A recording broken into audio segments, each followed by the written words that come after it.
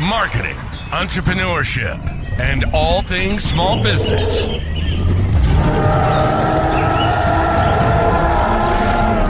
You're listening to the Jurassic Marketing's Triceratops.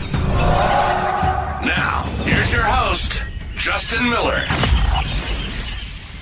All right, we are back to the podcast, continuing our trend of amazing guests because it's easier for us and people like it better. It's so much easier and it makes us sound better, look better. It's great. I don't know if it makes us look better, but we're not on screen as much. If you're watching the video version. That's why we look better. And we're not on screen as much. If you're not watching the video version, you should be. Yeah. I don't even know which apps allow it and which don't, but... I know. They say they don't, but they all do at this point. All right. Ready? Without further ado, because my guest is probably rolling her eyes on the other screen here, but... Never. All right, we're shifting gears a little bit. Last week's episode, we talked about primarily small business marketing, but we alluded to a little bit of teamwork type stuff and systems, and it was the perfect segue into this week's episode. And our guest today, I've known for a long time. I think it goes back to her wedding before business, but... Yeah, that's accurate. Probably accurate. Yeah, long time. In multiple seats, in multiple companies, she has provided value to my life, and she will to yours as well. Kristen Berry, she is an EOS implementer with EOS Worldwide, amongst several other things, including being a mom. That's probably much harder than implementing EOS. Indeed, for sure. I need EOS for my children, actually. Oh yeah, mine don't have the tolerance for that. Their meeting is now. All right, she's got a track record of helping companies succeed, both at the Quad Cities Chamber of Commerce and Total Solutions, and also as an EOS implementer, which we actually used her services for here at Jurassic Marketing for a year and a half, and really got us on the track with EOS. She specializes in helping leaders regain control, get more of what they want out of their businesses through the power of EOS, which, if you aren't familiar, stands for Entrepreneurial Operating System, who is our listeners. It's you. We're going to talk about some value in EOS, but first off, thanks, Kristen. Appreciate you being with us today. I should have made you drive in. You could have been. I was just going to say, this could have been an in-person guest. Could have been the second in-studio guest or third. Would have been second, I will be honest, until yesterday, I thought it was in person. So you could have shown up. We would have been good. I could have shown up. The future guests are going to randomly show up. I know, just randomly. They're going to fly in. I'm here. All right, let's first talk. Well, I guess tell me what the heck EOS is first, and then let's talk about kind of the target size of company that it's intended for. Now, I know you can skew it both ways, but let's start there. Yeah. So at a high level, EOS is helping business owners and leadership teams regain control of their business and also create clarity of where they're going and how they're going to get there. A lot of times that's in the owners or the leadership team's head, but not everybody else knows what that looks like. So it's all about clarity and accountability. We work on three things we call vision, traction, and healthy. Vision is exactly what I just said. Where is the company going? Traction is the implementation piece. How are we going to get there? And healthy, one open, honest, healthy team that implements that vision. So those are the three things we work on, but really about clarity and accountability within a business. And how do most people find their journey to this? So I know mine. Like, I had the book Traction on my shelf for, actually, I think Rocket Fuel was on it first, but for years before I gave it a second, third, fourth look. And I'm like, this sounds like something we should probably do. And I think some of your online posts coincided at the same time I was thinking that. But how do most people find their way into this cult? This cult. The orange cults. We all wear our orange EOS colors. So surprisingly, a lot of people have the book and have put it on their bookshelf, never read it, or read it and never done anything with it. So I do hear that quite often. But a lot of times I hear it from someone else like yourself that's implemented it and saw value. So they're running their business on EOS, and they talk to one of their friends about a challenge, and they say, have you heard of EOS? And then they find me or find EOS Worldwide, or they're referred to me. So typically I get a lot of referrals. I do mail out quite a few of the traction books. Um, Someone will say to me, I have a banker in the area that will say, I have a client that really needs this, and then I'll follow up with a book. So the book traction is a main uh, source of people figuring out what EOS is. Yeah, which the traction book is like incredibly tactical. It Like is. you could read it, and if you wanted to focus on every page, you could just do it. Yes. I would say as a business owner that's up there in probably top 5 books for me, one way early on in my career was like E-Myth, which is the concept of replicating, simplifying, etc. And then traction would be like the how-to. So E-Myth is the what for a small business growth mindset, and traction's like, okay, step by step, here's what you should be doing. And of course, then there's like you read it and there's 80 things you're supposed to do, or you're like, I need help. Yeah. Yeah. And there are people that successfully implement it themselves, and that's great. Um, but traction does give you the roadmap, if you will, to implement it. Yeah, and I reached out to you because I like shortcuts. I fully admit I have the entrepreneurial ADD, and let's get to the result quicker. And that being said, so what results are owners or managers or whoever reaches out typically looking for? What pain? So our pain when I reached out was we're hitting a wall, we're hitting a ceiling over and over and over. Clearly what we're doing now is not going to get us where we want to go. But what are the common themes you hear? Yeah. I've heard that they're at a point of scaling and they need more systems process. I have heard they're hitting a ceiling, they're frustrated, they're stuck. There's maybe some internal challenges, lack of accountability, really a variety of different things that I have heard. Sometimes people just think it's a magic wand, like, I think I need this, and you have to tell them, you got to put in the work. I'm your teacher, facilitator, and coach. I am not going to do the work. I'm going to hold you accountable, but it is work. So I don't think everyone always knows exactly what they want out of it, other than someone told them they need it or they need it. Got it. Yeah, I mean, there are people that love building systems for system's sake. I don't gotta kind of work the system too once it's built. Yes, yes. You kind of know where you're going in order to get there, huh? And we did provide a lot of clarity around that as well. So that was one of the values to me. And we had a small team. Like we were on kind of the bottom end, I think, of what traction is speaking to. But again, we were trying to get there quickly. I think your personal story of how you got into this world's interesting, because you didn't like wake up one day and read traction and say that's what I want to do. Nope, So could you share your journey? Yeah, yeah. So prior to my career at Total Solutions, I was the chief strategy officer at the Quad Cities Chamber, and we were going through a leadership change. And our president CEO moved here that we had just hired, and he handed me the book Traction. And I distinctly remember thinking, "Oh, great, another book, another consultant." Like we had used 50 of them in my time there, and I almost boycotted reading the book, to be honest, and read it. And our visionary or our CEO had said, "We're going to implement EOS in our business." And I said, "Okay, we're going to do it." And immediately realized how transformational it could be for the business. And we implemented it at the Quad Cities Chamber. I left there after a 16-year career there and came to Total Solutions, brought EOS with. And about, I would say, 2.5 years ago, my implementer that I used based out of Des Moines had said, "Have you ever thought about becoming an implementer yourself?" And I have a great career, Total Solutions, a business I love. Was not looking for a change, but after much thought and reflection and discussion with our owner, decided this is a passion and something I can do to help other businesses, which is very much aligned with my passion. And jumped right in. So I've been doing this for 2 years in addition to leading Total Solutions, and it's been really fun. Yeah, it's nothing like multiple jobs. Yeah, yeah. True. Just because I need more to do, right? Yes, we all do. We all do.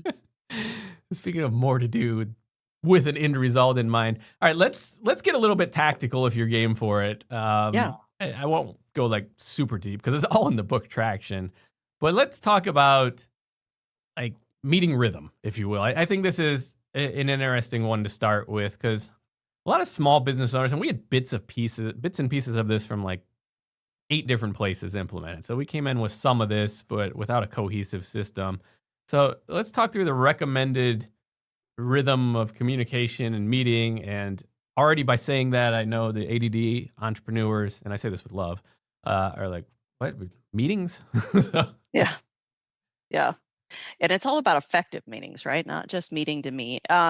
So I think one of the magic pieces behind EOS is that we're living in a 90-day world all the time.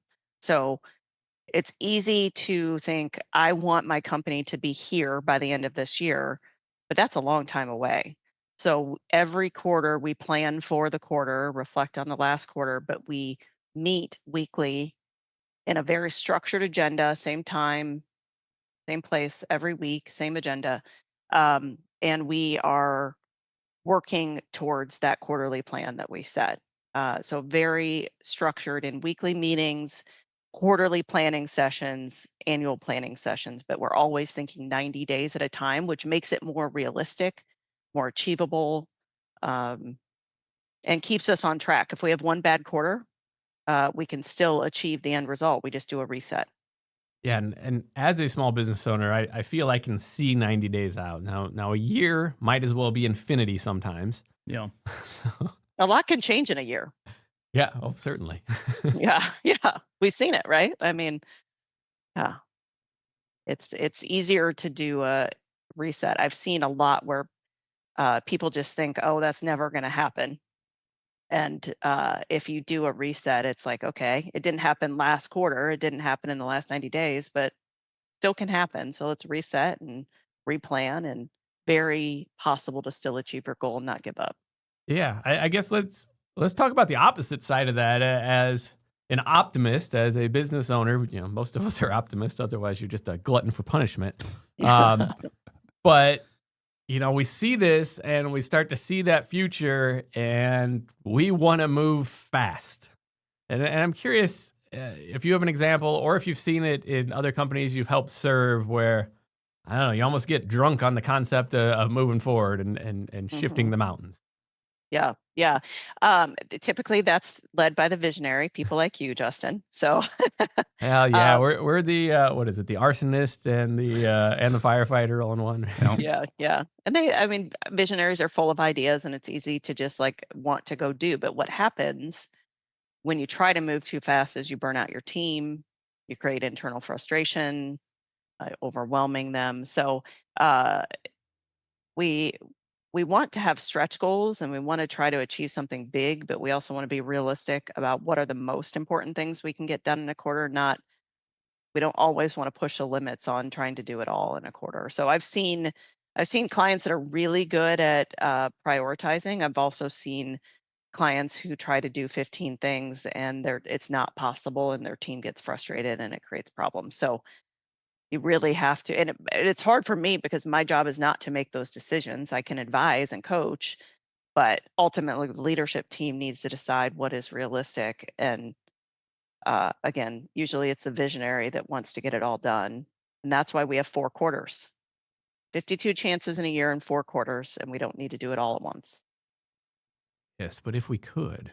Yes, yeah, But if it's yeah, possible, exactly. could you help me do it in a really fast window? If it's, Yes, if you can Yes. come in 120 hours a week, that'd be great. Yes. sounds like sometimes you might play a little bit of the therapist role, like talking people off the ledge, up the ledge, down the ledge, just keeping them kind of sane.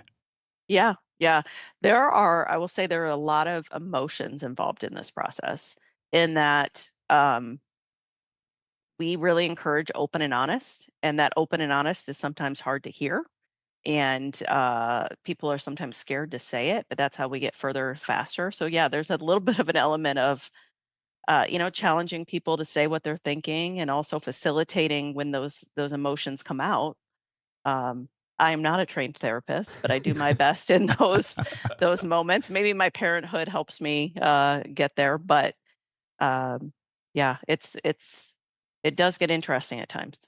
Look, this was a key part of the unspoken value of hiring an outsider to facilitate these meetings. Yes, I understand it's not the core role, it's not the core deliverable, but it is nice to have someone that is not tied to the outcome of said meeting. the clarity from that outside perspective can really be valuable. Well, and if you're a small business, sometimes it's difficult for me to get honest feedback when it's critical. Like they want to say yes and no. I want you to push back and make me justify what I'm saying. Right. Why don't you go ahead and introduce maybe the concept of rocks? I think that's another one of these major things that people may have heard the term before, but it's a major part of EOS. And I got too many of them this quarter. So Also a key visionary trait to try to take too much on. No, not try. They will get done too. They will get done. It's going to take a lot of this Starbucks here, but it will get done. Your team has a good track record of getting the rocks done, so I'm confident in that. So rocks are 90-day priorities, the most important things that the team needs to get done. There's company rocks, there's team rocks, and there's individual rocks in that level of priority. But that's part of the 90-day planning process. What has to happen this quarter towards achieving our 1-year plan and our 10-year target? And so we're not just setting the tactical things that need to get done. It's what are the big things that we need to move the needle on? And those need to be the priority. And when they can't be, we need to discuss what needs to happen to make those the priority. And that's why those weekly meetings are important, because we report every week, is that priority on track or off track? And you have to be honest. If you haven't touched it in the week, it's probably off track. So 13 chances to get that rock done over a quarter and be able to say done at the end of the quarter. And that's a huge shift for us behind the scenes, and you saw that evolve here. But those were typically the things that just wouldn't get done before. It's not that we didn't know they needed to get done, but there wasn't enough attention and focus on them, and deliberate scheduling of work for them, and that was huge. And I guess I should point out that if someone's just being exposed to these topics, they all sound simple. I was going to say that from knowing you and watching you talk about this with your business, like I want to read the book now, but it seems super simple. And I realized that it is probably way more complex and intricate than it is super simple. It is a super simple process. It's the accountability and focus it takes to actually follow through. I mean, it's easy. Part of my job is to hold people accountable. It'd be easy to say, you know what? A client needs me this day. We can't do our quarterly planning. We're going to push it out. And the next thing you know, it's pushed out 4 weeks and you don't have priorities, or we're not going to do our L10 this week, our weekly meeting, because I'm busy. But the process itself is simple if you follow the plan. You can't do bits and pieces of it. You got to follow the whole process. Yeah, and that's where it gets tricky, is all of them together is where the value is. So this is why it's appealing, I think, when people read Traction, because they nod their head while they're reading the book. Like, yeah, I can do that. That makes sense. I can do that. That can make sense. And then you get to the end and you're like, that was a lot of things. Mm-hmm. They're divided out into 6 chunks in the EOS world, but there's a lot of sub-bullets in there. Right. Yep. There are a lot of people that just think I'm going to have weekly L10s and rocks, but the number of times when I've heard people, I have some friends and clients that self-implemented, and when they say, what's an accountability chart? They, because they're running on L10s and they have rocks, but they don't have the other pieces of the puzzle. Okay, so you mentioned the piece, and I was already going to ask you about it. So let's introduce accountability chart, because it's another one that seems stupid simple. It just sounds like org chart at the end of the day. You can tell the differences, but it was a key clarity piece for us. So as a small growing company, there was a lot of fuzziness around who does what, and it's still evolving, by the way. We are not perfect, and I continue to change this chart. But go ahead and introduce that concept in EOS terminology. Right. Yeah. So the accountability chart is a lot like an org chart, but it has a key piece that a lot of organizations lose sight of, and that's who's accountable for what. What are the key elements of each role within your organization? And when we introduce this exercise, the hardest part for businesses is we ask them, pretend like this business doesn't exist, or you're building this business from the ground up. How would you structure it? Given number of clients you have, the amount of revenue, what would you structure this like? A lot of times we build the org chart based on who's there now, instead of what do we need to be successful. And so we encourage them to build it for what do you need to be successful and what are the roles, the key components of that job. And then let's put people in seats based on their ability to perform and how they align with your culture. And that is very difficult. That's where the emotions come out, and it's very difficult, but it allows you to get further faster. I'd also say I bet if we polled businesses and asked them the last time they updated their job descriptions, it was probably years. So do your team members truly know what's expected of them and who does what? Probably not. And that's where we look at the accountability chart to be that tool of everyone's abundantly clear of what, when they wake up and come to work every day, what is expected of them through the accountability chart. And we update that regularly. Things change. If someone leaves their role, we look back, what do we need? What does the role look like when we replace it? Yeah. So our evolution was first getting that chart and defining, the expected outcomes. And then further refining, recently it was, you know what? There's too many expected outcomes. That's not realistic. So narrowing those down to actual roles that can be achieved was our second step of that evolution. And it does continue to change. It's something we constantly, we try to change it every month. But maybe every quarter. yeah, Quarter. You start scaring everyone in the team. You start changing. Too much change, yeah. All right. Anything I should have asked you that I didn't before we jump into lightning round here?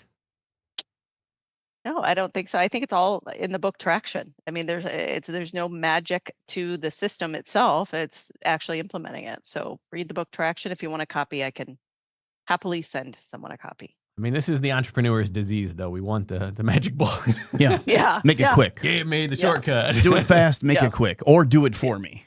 Yes. Yeah. Neither of those happened. I guess there's a related thing, though, is when do people implementing this start to see some traction and outcome? So I know for us what it was, but typically where in that journey do they finally start getting return for investment of time, effort, whatever the case may be? In my experience, about a year in is when you really start seeing things flow. The journey to implement and be 100% is usually about 2 years. But I really start seeing things clicking in that 9 to 12 month range. There we go. Who has patience for that? I was going to say, we scared off. Wow, you just scared everybody off. I mean, I'm thinking Wow. wow. You got to put in the work. No, I mean, it makes sense, but I can see where someone would be like, what do you mean 2 years? What do you mean 9 months? The 9 number weeks. of people that walk out of the first session, and Justin can probably speak to this, and think, wow, that's a lot, but we still have a lot to do. And it's like, yeah, 1 8-hour session is just the start of it. Yeah, I am always amazed, both directions with a full day of structure. Sometimes I walk in and I don't know how we're going to fill the day, and yet it's all filled with value producing stuff, regardless of what we started the day with. Like we had one recently. Oh, this is going to be an easy one now. I had a client last week who had their first actual quarterly, and we have 3 hours in a quarterly for issue solving time, solving problems, opportunities. And they're like, no way. Well, we could have used 4 or 5 hours for issue solving time. So we fill the time for sure. Yeah. And then you have the opposite. If you do come in with a metric ton of issues, like, there's no way we're going to get them solved. But I think we're batting 100 still for clearing everything we come in with, because a lot of them end up being related and grouped. And there's like a core issue hidden in there that we haven't addressed. So, all right, before we get too tactical, since we've gone over on time, we're going to lightning round. We still don't have the sound effect. All right. Best business book you recommend? This, I think. Obviously Traction, because it has changed my life, and I've seen it change business owners. So Traction for sure. 2 weeks in a row. True. 2 weeks in a row. The next one's Traction. We're just going to switch this, and Kristen's going to be host. That's right. All right. Tool you can't live without. I am a list maker, and I'm extremely organized. So OneNote. I live by OneNote. Everything in my business world is in OneNote. Entrepreneurial equivalent is notes on iPhone. That's right. Yes, that's my personal life is in notes on iPhone, but OneNote is my favorite. All right. And favorite quote, motto, or saying? I would say my second favorite book is Good to Great by Jim Collins. And quote out of there, greatness is not a function of circumstance. Greatness, it turns out, is largely a matter of conscious choice and discipline. There's no way you had that memorized. She lives by She's that. got it on a poster. I swear. She did look right off camera. I know. But that's good. She's prepared. Yeah. She did her prep work and she knew you were going to ask her. That's like when you see us looking at notes. I know. That's like, look at these notes here. They missed that on the audio version. They got no True. idea. That's why you got to watch the video. That's right. That's right. All right, Kristen, if I guess I'll back up. I was going to say if people want to contact you, how they do that, but how can you help people? And then if they want to reach out, what's the best way to do that? Yep. Even if you're considering EOS or want to know more about EOS, it's just a passion of mine, whether you hire an implementer or not. Always willing to talk, have a coffee, explore more, learn more about your business. I love connecting businesses to resources, whether it's EOS or not. The best way to reach me, my website, eosworldwide.com/Kristen-Berry. You could always go to eosworldwide.com and find a directory of implementers. We're all willing to help businesses explore EOS. And Kristen likes warm climates. So if you're in a warm climate with your meeting. Yeah. The first question I want to ask is, where are you going to hold your annual session? If the answer is Florida, I'm in. You're going to get tired of Florida now. You're going to get like 3 of them. Yeah. Better have a second. Yeah. Arizona. Florida and Seattle. Well, I mean. All right. Before we get too far off topic. All right, Kristen, thank you so much for being on here. When we come back next week, we got more guests. We do. We're going to go for 3 in a row for favorite book, you think? I don't know. Would that be something? That would be pretty good. I need to call. I think someone else might have mentioned it. We need to go back through them because I don't think that's the second time Traction was mentioned. I think you're right. I think someone else has mentioned it. And at the time I was like, well, that's an interesting title. We're going to add it to the set. We'll put it back. Oh, see, there you go. Yeah. Yep. There you go. All right. All right. Subscribe, share, like. We need people. We need sharing help. And listening. Yeah, we need to get some traction. That's with the right. podcast. We need traction. So, all right. Tune in next week. We appreciate you being here. Have a good week as always. Thank you. Thanks for listening to the Triceratops podcast. Be sure to subscribe and leave your comments. For more information on how Jurassic Marketing Direct Mail can help grow your business, visit JurassicMarketing.com.